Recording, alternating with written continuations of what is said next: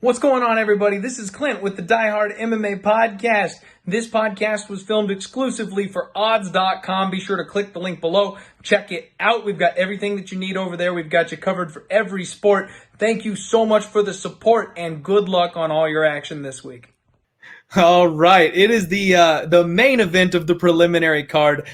Two fighters we are exceedingly familiar with.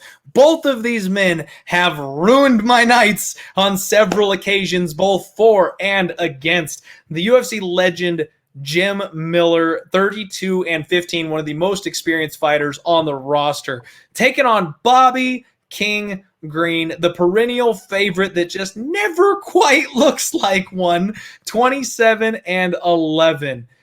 This one is very, very simple for me, Matt. Jim is one of the easiest fighters to cap, in my opinion. He's got a slick submission game. His stand-up is okay. But he's getting older, he's got a bad cash tank, and he's not as durable as he used to be. I've labeled him as a round one sub or bust. Every fight he's been in for the last God knows how long, if he doesn't finish them in the first round, he either gets finished late or he gets ground out in a decision because he just can't keep up that pace for as long as he needs to. Bobby Green, on the flip side of this thing, is just as easy to handicap. He's got excellent submission defense, pretty solid wrestling. He's a great striker, but he doesn't hit hard enough to put people away. He fights to the level of his opponent, and he has some of the worst fight IQ I've ever seen.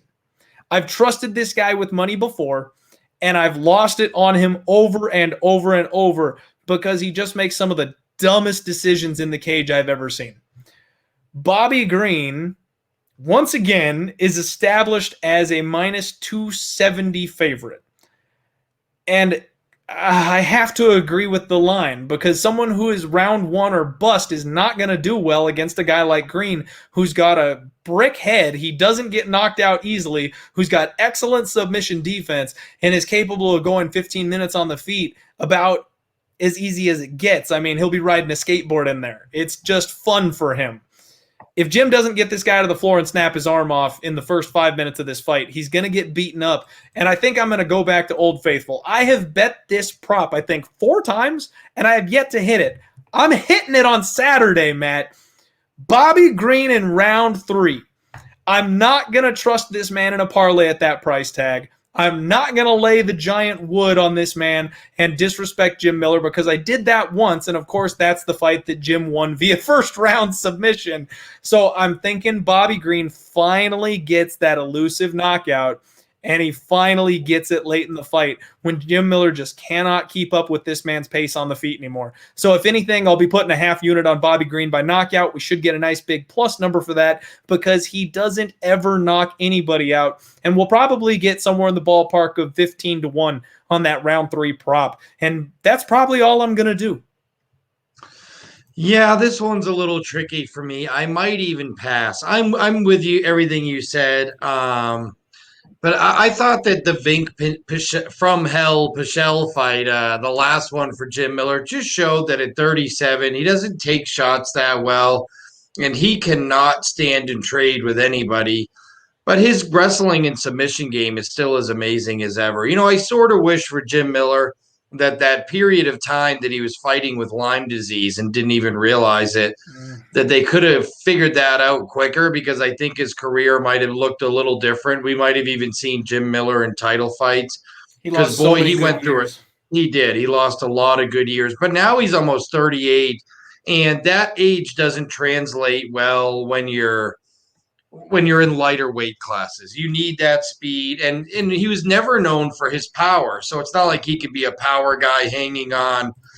But Bobby Green just loses split decisions like it's his job. I mean, I just don't know. It is unbelievable. He fights to the level of his competition. He makes fights way too close. He doesn't need to, and the last fight, which I think he got robbed on against Thiago Moises, I had Bobby winning that by a country mile. He decided to take Moises down. He engaged in his opponent's strength for no reason in the 3rd round of a close fight. He deserved to lose that damn split decision because of his own dumb choices. And look, before that Moises fight, and to your point, you could make a case that Bobby won that fight. I think he did too. He was actually maybe on one of their better runs of his career. Beat Yep. Clay Guida, beat Lando Veneta, and what was a pick'em fight with Lando. Came back and finally got Alan Patrick done for sure this time. I don't think we'll be seeing too many more Alan Patrick fights, but that was 3 in a row, and Moises would have been 4 in a row.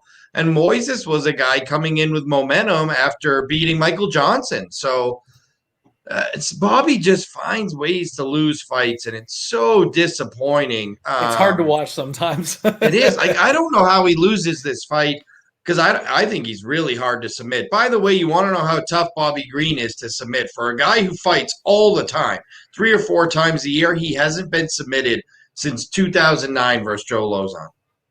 2009, 12 years since this guy lost a fight by submission.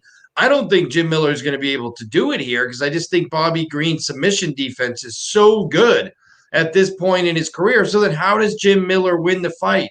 I don't know, because Bobby Green doesn't know how to finish fights. That's the only way. Yeah. Yeah. I think you can lay it with Bobby Green here. I think you can actually parlay Bobby Green and Belal Muhammad. I don't hate that, and I actually kind of looked at it myself at just after the last time. So, Matt, I'm coming off of the biggest score since I started this podcast. The one before that would have been Bobby's last fight night. I was primed for a gigantic night, but it was all tied into Bobby Green. I had Bobby Green in a big parlay for the night. I had a Hail Mary parlay that had, I think, 8 legs on it that came down to Bobby Green.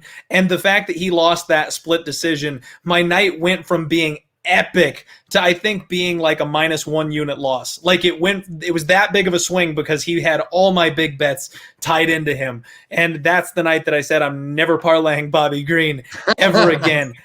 If it wasn't for that last one, I would totally do it because I think he's the rightful favorite. I think he should handle Jim.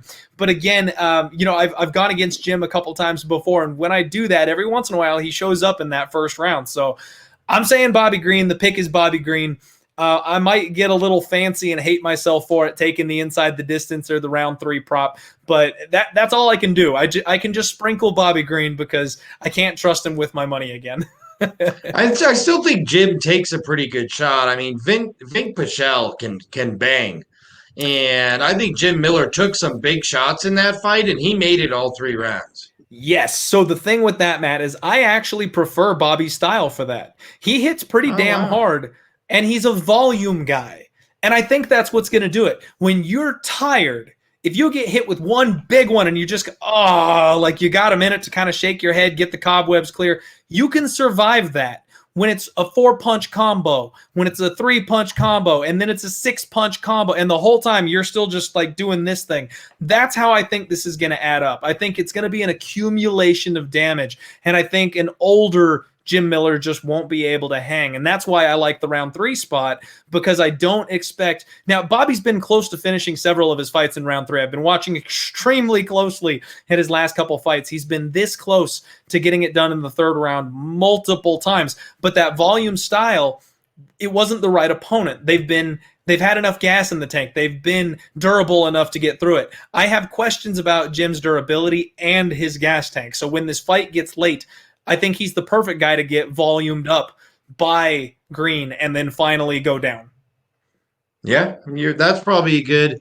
That could be right. We'll see, because Jim is certainly slowed down. I think it's about time for him. And I never want to tell a fighter or any athlete when they should call it quits. But it feels like him and his brother are having some fun with the coaching aspect and doing some good stuff there. And it feels like maybe he should focus on the gym and running the gym and training some guys, and maybe it's time to leave the fighting to his students. We talk about James Krause being a badass coach. In a couple of years, we'll probably be talking about this guy's trained by Jim Miller. I think that's a very real possibility. He's got the brain for it. And I got to shout out my boy Preston in the chat.